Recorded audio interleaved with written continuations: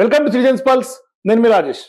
ప్రస్తుతం దేశవ్యాప్తంగా women reservation సంబంధించినటువంటి బిల్లు పార్లమెంట్ లో వీగిపోయిన తర్వాత అతిపెద్ద చర్చ జరుగుతోంది. మరోవైపు నరేంద్ర మోదీ అట్లాగే బీజేపీ పార్టీ కూడా కొంత స్వార్థ రాజకీయం కోసమే మహిళా బిల్లుకు ఇవాళ 131వ రాజ్యాంగ సవరణ బిల్లు కూడా పెట్టినట్టుగా అమెండ్మెంట్ చేస్తున్నట్టుగా పెద్ద ఎత్తున విశ్లేషణలు కూడా వినిపిస్తున్నటువంటి నేపథ్యంలో ప్రస్తుతం ఎందుకు బిల్లు వీగింది, ప్రతిపక్షాలు ఎందుకు మద్దతు ఇవ్వలేదు, మరోవైపు నరేంద్ర మోదీ యొక్క వ్యూహం ఏంటి, మరి ఇవాళ నరేంద్ర మోదీ వ్యూహం బెడిసి కొట్టిందా లేకుంటే రాజకీయ లబ్ధి నిజంగా వాళ్ళు అనుకున్నటువంటి వ్యవహారం సాధ్యమేనా మాట్లాడదాం. మనతో పాటు సీనియర్ రాజకీయ విశ్లేషకులు పెంటపాటి పుల్లారావు గారు ఢిల్లీ నుంచి జాయిన్ అవుతున్నారు. మాట్లాడదాం. పుల్లారావు గారు నమస్తే. నమస్కారం అండి సార్. ఏంటి సార్ ఇవాళ ఎన్డీఏ ప్రభుత్వానికి మొట్టమొదటిసారిగా ఇవాళ తొలిసారిగా పార్లమెంట్ లో చుక్కేది రావటం, ఆ బిల్లు వీగిపోవటం, ఓటింగ్ లో రాకపోవటం, అంటే దాదాపుగా 352 ఓట్లు 2/3 మెజారిటీ రావాల్సిన చోట కేవలం 298 ఓట్లు మాత్రమే రావటం ఎట్లా చూడాలంటే మోదీ చరిష్మా తగ్గింది అనుకోవాలా లేకుంటే వ్యూహం బెడిసి కొట్టింది అనుకోవాలా, ఎట్లా చూడాలి? చరిస్మాకి దీనికి సంబంధం లేదు. పార్లమెంట్ లో ఫిక్స్డ్ నెంబర్స్ ఉన్నాయి. అపోజిషన్ పార్టీ కన్విన్స్ చేయలేకపోయారు, వాళ్ళు కన్విన్స్ చేసే ప్రయత్నం కూడా చేయలేదు. అన్నిటికంటే ముఖ్యం ఏంటంటే వాళ్ళు ఉన్న ప్రభుత్వం, బీజేపీ ప్రభుత్వం మహిళా బిల్లు ఇంట్రడ్యూస్ చేసి అది వంకగా పడి 850 ఎంపీలు పెంచడానికి చేసిన ప్లాన్ 543 నుంచి 850, అంటే 50% పైన పెంచేయటానికి చేస్తే మొత్తం రాజకీయం మారిపోతుంది. ఈ దేశంలో చాలా మారిపోతారు. ఎంపీ విలువ కూడా పోతాడు. ఉన్న 543కే వాళ్ళకి సమయం లేదు, మాట్లాడుతూ ఏం లేదంటే 850తో ఇంకేం వస్తుంది. అందువల్ల అపోజిషన్ పార్టీలు బిగిసిపోయి కూర్చున్నారు. ఇది రాజ్యాంగం సవరణ అంటే కాన్స్టిట్యూషనల్ అమెండ్మెంట్ 2/3 కావాలి, 2/3 లేదు, ఓడిపోయారు. అంటే ఏమిటంటే ఏదో మహిళలు వీళ్ళకి ఏరా, మీరు మహిళలకి ఏరా, మీరు మహిళలకు వ్యతిరేకమా, ఇవన్నీ పనికిరావు. ఎందుకంటే అందరికి అర్థమైపోయింది మహిళా బిల్లు ఏం కాదు, ఇది 850 పెంచడం. 850 పెంచడం అంటే ఇది కరెక్ట్ కాదు. మన దేశానికి ఇది అవసరం ఏమున్నది? ఉదాహరణ చెప్తున్నా, అయ్యో ఇక్కడెక్కడో మల్కాజ్గిరి అండి 40 లక్షల ఓట్లు ఉన్నారండి, వాళ్ళకు ఎంపీ చాలుతాడా? ఇంకోసారి 8 లక్షల 10 లక్షలు ఉన్నారు. అంటే డీలిమిటేషన్ అంటే ఆ రాష్ట్రంలో ఓట్స్ పంచమన్నారు. ఆ 15 నియోజకవర్గాల్లో ఆ 40 లక్షలు యావరేజ్ ఇంకో మిగతా నియోజకవర్గానికి ఒక్క ఓటు ఇచ్చి 1 లక్ష ఓట్లు ఇస్తే అంత యావరేజ్ అయిపోతాయి. అది చేయమన్నారు పెద్దలు, రాజ్యాంగంలో రాస్తున్నారు. అది కాకుండా కొత్త నెంబర్లు పెట్టిస్తే చేద్దామని, కానీ దక్షిణాది రాష్ట్రాలు కాదు అన్ని రాష్ట్రాలకి మన విలువ తగ్గిపోతుంది ఇంకా సిస్టమ్. అది వ్యతిరేకించి ఫెయిల్ అయిపోయింది. చాలా పెద్ద ఫెయిల్యూర్. అది కూడా మీరు ఒక విషయం పెట్టుకోండి. 1926లో అమెరికాలో వాళ్ళ పార్లమెంట్ 436 ఎంపీలు ఉండేవారు. 100 సంవత్సరాల తర్వాత ఈవేళ వాళ్ళ జనాభా 5 రెట్టింపులు పెరిగింది. 100 సంవత్సరాలు 4 రెట్టింపులు 436 ఉన్నారే. బ్రిటన్ లో ఈవేళ 636, 38 ఉన్నారు ఈవేళ పార్లమెంట్ లో. 300 సంవత్సరాల క్రితం, 250 సంవత్సరాల క్రితం కూడా అంతేమంది ఉన్నారు. వాళ్ళ జనాభా పెరిగినా ఎందుకు పెంచలేదు? యూరోప్ దేశాల్లో ఉన్న 30 దేశాల్లో ఒక 15-20 దేశాలకి వాళ్ళ పార్లమెంట్స్ 300 సంవత్సరాలు, 200 సంవత్సరాలు, 500 సంవత్సరాలు పాతవి ఉన్నాయి. వాళ్ళు పెంచలేదే. ఇది మనకి 489 ఎంతో ఉండి మొదటిసారి 52లో 1952లో 543 చేశారు. మహా చేస్తే ఇంకో 20 చేయాలి, 30 చేయాలి. అంటే 5 చేయగానే అందరూ యునైట్ అయిపోయారు. ఇది కరెక్ట్ కాదని ఓడిచ్చేసారు. చాలా పెద్ద ప్రాబ్లం. బీజేపీ ప్రభుత్వం ఆలోచించలేదు. ఏదో మహిళా బిల్లు ముందలు పెట్టేస్తే ఏదో భయపడిపోతారు, మహిళలు వ్యతిరేకం అయిపోతారు. మహిళలు వ్యతిరేకం అవ్వలేదు, మహిళలు సపోర్ట్ చేసేట్లేదు. ఎవరు పట్టించుకుంటారు? ఇది బిల్లు గురించి ఓట్లు వేస్తారా? ఏదో మీడియాలో మాట్లాడతారు అంతే. కరెక్ట్ గా చేశారు. ఎందుకంటే ఇలాంటి సంఖ్య భారతదేశానికి మంచిది కాదు. కానీ ఒకటి సార్, కాదు పుల్లారావు, ఇక్కడ ప్రధానంగా ఇవాళ మహిళా వ్యతిరేకలు ప్రతిపక్ష పార్టీలు అన్ని కూడా ముద్ర వేస్తున్నటువంటి నరేంద్ర మోదీ నిజంగానే ఇవాళ ప్రజలు నమ్మే పరిస్థితి అంటే కత్తికి 2 వైపులా పదును అన్నట్టుగా మోదీ వ్యూహం. ఒకవైపు ఏమో వీగిపోతే వ్యతిరేక ముద్ర వేసే ప్రయత్నం లేదు, ఒకవేళ వాళ్ళు కనుక పాస్ చేసుకొని ఉంటే మహిళలు 33% ఇచ్చినటువంటి గనులు మేమే అని చెప్పుకునే ప్రయత్నమా బీజేపీది? అదే లేదండి. బీజేపీ ఇప్పుడు ఏ ప్రయత్నం చేస్తున్నా ఓటమి. వీళ్ళు మహిళా వ్యతిరేకలు అవన్నీ అనుకో. ఎక్కడైనా మహిళలు ఓట్లేస్తున్నారంటే వాళ్ళ కుటుంబ సభ్యులు 99% మహిళలు కుటుంబ సభ్యులు అందరూ ఒక రకంగానే ఓటేస్తారు వాళ్ళు. తర్వాత మన దేశంలో ఏంటి, కులం, మతం, డబ్బు, కొంతవరకు పార్టీ, కొంతవరకు గవర్నమెంట్ ఫెయిలియర్ అవుతే వ్యతిరేకత, అంతే కదా. ఏదో మహిళా బిల్లు వేయలేదండి, ఇది మహిళా బిల్లు తెచ్చారండి అర్థమని ఎవరుకుంటారు, ఎవరు చేయరు ఆ పనులు, మీకు తెలుసు నాకు తెలుసు. అందువల్ల తప్పకుండా ఇది ఒక పెద్ద వ్యూహమా, తప్ప, పొరపాట, ఇది ఎవరికి అర్థం అవ్వట్లేదు. ఇంత పొరపాటు ఎలా చేశారు, వ్యూహాత్మకమైనటువంటి తప్పిదమా మోదీది? అది చాలా పెద్ద ఫాల్ట్. ఇది ఒక స్ట్రాటజిక్ మిస్టేక్. ఇది ఎలా దిద్దుకుంటారు, ఇది చిన్న విషయం కాదు. ఎప్పుడు ఫెయిల్ అవ్వలేదు, అనవసరంగా ఫెయిల్ అవ్వలేదు 12 సంవత్సరాల్లో. ఇది చాలా సైకలాజికల్ డ్యామేజ్. ఏదో ఇవాళ రాత్రి 8 గంటలకు ప్రధానమంత్రి గారు మాట్లాడుతున్నారు, ఏమంటారు, ఇది మహిళలకు వ్యతిరేకం అంటే ఎవరు పట్టించుకోరు. ఇప్పుడు ఇది శుభ్రంగా ఇది కప్పెట్టేసి మర్చిపోయి మళ్ళీ వెళ్ళిపోవాలి. కానీ పుల్లారావు ఇక్కడ ప్రధానమైనటువంటి డౌట్ ప్రజలకు వచ్చేది ఏంటంటే, సరే మహిళలకు రిజర్వేషన్లు ఇవ్వాలంటే 33% రిజర్వేషన్లు ఇప్పుడున్నటువంటి 543 పార్లమెంట్లో కూడా ఇవ్వచ్చు కదా, ప్రతిపక్షాలు కూడా అదే డిమాండ్ చేస్తున్నాయి కదా, అది ఇవ్వకుండా ఇవాళ 850కి పెంచి లేకుంటే నియోజకవర్గాల బౌండరీలు మార్చి ఇవ్వాల్సినటువంటి అవసరం ఏముంది, దానికి దీనికి లింక్ ఏంటి అని జనాలకు ఉన్నటువంటి డౌట్ ఏంటి, నిజంగా లింక్ ఏంటి అసలు? నీకేం లేదు, వాళ్ళు 850 తేవాలి, పెంచాలి. మన కొత్త పార్లమెంట్ బిల్డింగ్ లో 850 మంది కూర్చోటానికి అరేంజ్మెంట్స్ చేశారు, వెళ్ళి కూర్చోటానికి. తర్వాత మేము పెంచాం. దేనికి పెంచాం? ఇప్పుడు తమిళనాడులో 40 ఉన్నాయి, పుదుచ్చేరి తమిళనాడు 60 అవుతాయి, ఉత్తరప్రదేశ్లో 80 ఉన్నాయి, 120 అవుతాయి. సో ఆ 2 రాష్ట్రాల మధ్యన తేడా పెరిగిపోయింది కదా, తేడా డిస్టెన్స్ పెరిగిపోయింది కదా.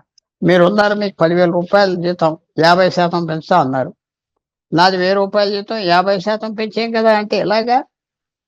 అదేం లెక్క, అదేం ఫెయిర్నెస్? అందువల్ల ఆ ఆర్గ్యుమెంట్ పెడతాం తప్పు.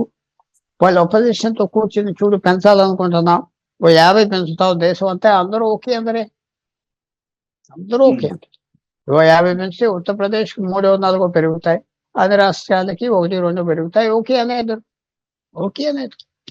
అది లేకుండా 850 చేస్తాం, చూడు మహిళా బిల్లు ఎదురుగా పెట్టాం, అన్ని క్లబ్ చేశాం, ఎక్కడ ఉంటుంది దమ్ము వీళ్ళకి వ్యతిరేకం వేయటానికి, వేశారు, అయిపోయింది. ఇరాన్ చేసింది ఏంటి, అమెరికా ఇజ్రాయెల్ మమ్మల్ని బాంబు చేయరు అనుకున్నారు, ధైర్యం ఉండదు, చేశారు, అయిపోయింది కదా. అది ఇప్పుడు అక్కడ చాలా పొరపాటు చేశారు. పొరపాటు ఎలా దిద్దుకుంటారో నాకు అర్థం అవ్వట్లేదు. మర్చిపోవటం బెస్ట్, మర్చిపోయి వెళ్ళిపోవాలి, కానీ అలా చేయరు అనుకుంటున్నా. దేశం అంతా ఏదో మహిళలకు వ్యతిరేకం అని చెప్తే కొద్దిగా మీటింగ్స్ పెట్టుకోవచ్చు అంతవరకు. ఇది మర్చిపోయి మొదలుకి వెళ్ళిపోవాలి, ఇలాంటి తప్పులు చేయకూడదు. ఇది ఒకటి సార్, ఇటువంటి సాంప్రదాయం కూడా కరెక్ట్ కాదు కదా, భారత రాజ్యాంగంలో కానీ పార్లమెంట్ చరిత్రకు కానీ కరెక్ట్ కాదు కదా. కరెక్ట్ కాదు కదా, సాంప్రదాయం ఏంటి? 75 సంవత్సరాలు 1952 నుంచి ఈవేళకి దాదాపు 70 సంవత్సరాలు కూడా అవ్వలేదు. మనకి ఒక 40 సీట్లు పెంచాం, 489 నుంచి 540. స్లోగా పెంచాలి. ఏంటి నీకు ఈ అర్జెన్సీ ఏంటి, ఏంటి ప్లాన్? కొన్ని రాష్ట్రాలు బలపరచాలని కాదు, మోదీ గారు పార్లమెంట్ లో మాట్లాడిన దాని ప్రకారం number గేమా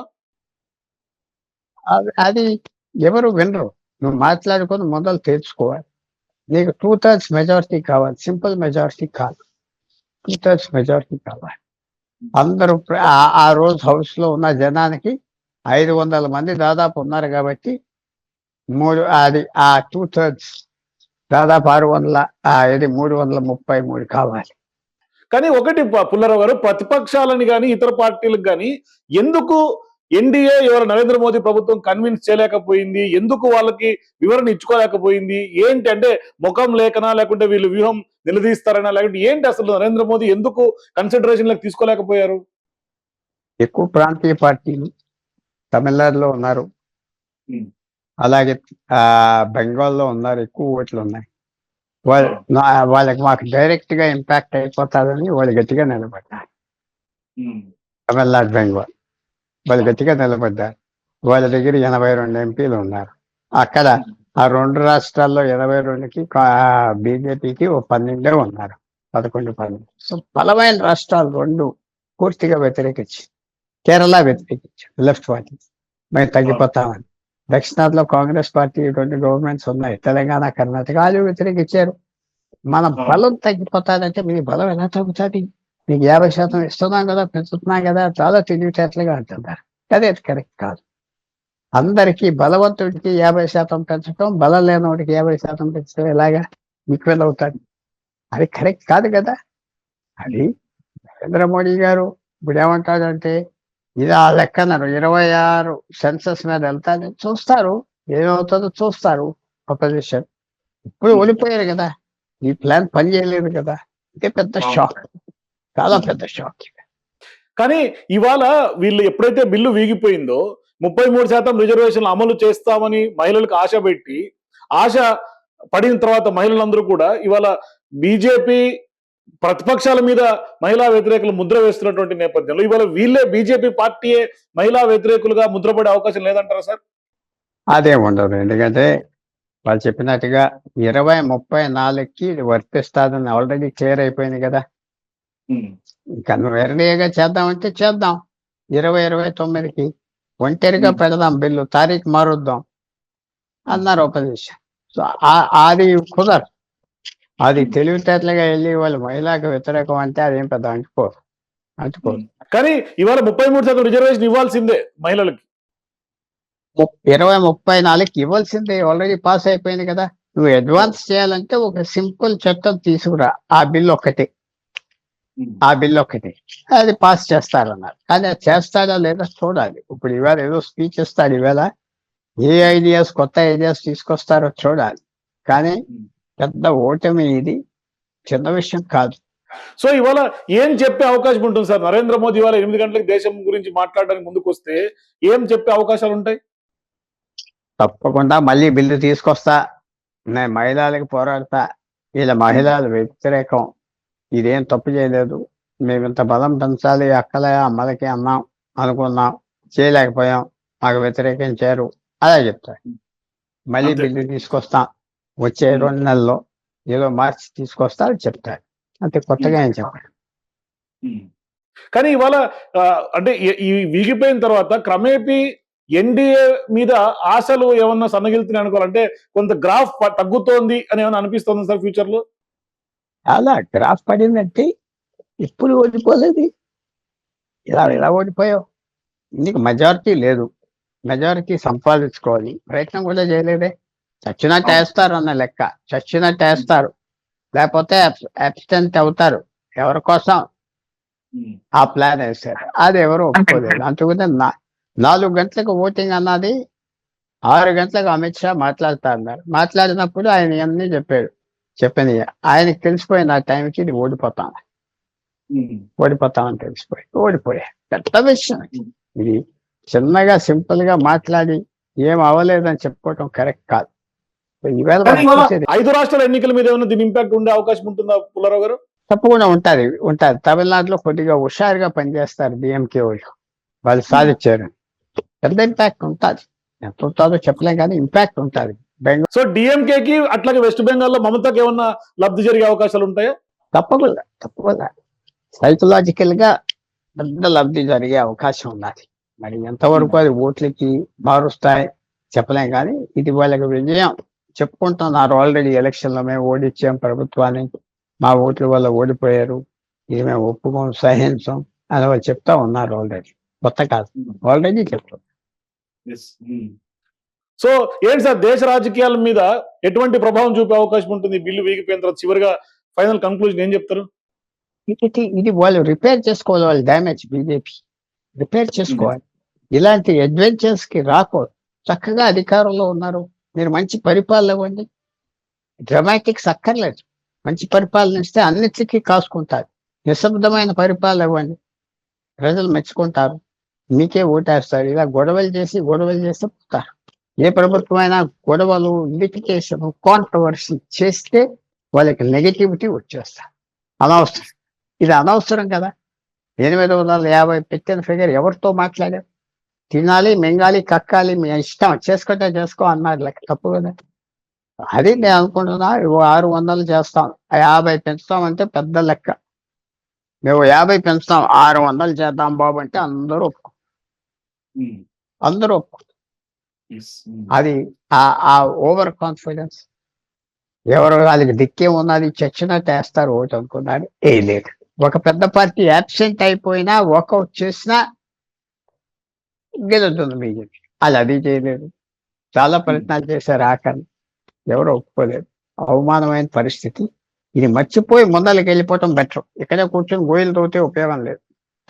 yes, thank you Pullarao గారు. సో ఇది ఖచ్చితంగా నరేంద్ర మోదీకి ఇప్పటిదాకా ఎప్పుడు లేనటువంటి అతి పెద్ద బిగ్ షాక్ గా చూడాల్సినటువంటి అవసరం ఉంది. కాబట్టి ఇది ఇక్కడ వదిలేసుకొని భవిష్యత్తులో ముందుకు వెళ్లాల్సినటువంటి సందర్భంగా చెప్తున్నారు. కానీ ఎటు తిరిగైనా మహిళలకి 33% రిజర్వేషన్ అయితే ఇచ్చి తీరాల్సిందే అనే డిమాండ్ అయితే ప్రధానంగా వినిపిస్తుంది. సో మీరు కూడా పుల్లారావు గారు విశ్లేషణ చూసిన తర్వాత నరేంద్ర మోదీకి నిజంగానే కొంత గ్రాఫ్ డౌన్ ఫాల్ అయ్యే అవకాశం ఎంతవరకు ఉంటుంది, అట్లాగే 5 రాష్ట్రాల ఎన్నికల్లో భాగంగా Tamil Nadu, west Bengal next polling dates కూడా త్వరలోనే ఉన్నాయి కాబట్టి దాని మీద, ఆ ఎన్నికల మీద ఈ ఇంపాక్ట్ ఏ విధంగా ఉండే అవకాశం ఉంటుంది? మీ అభిప్రాయాల కింద నాకు కామెంట్ సెక్షన్ తెలియజేయండి. For more videos please watch citizens pulse.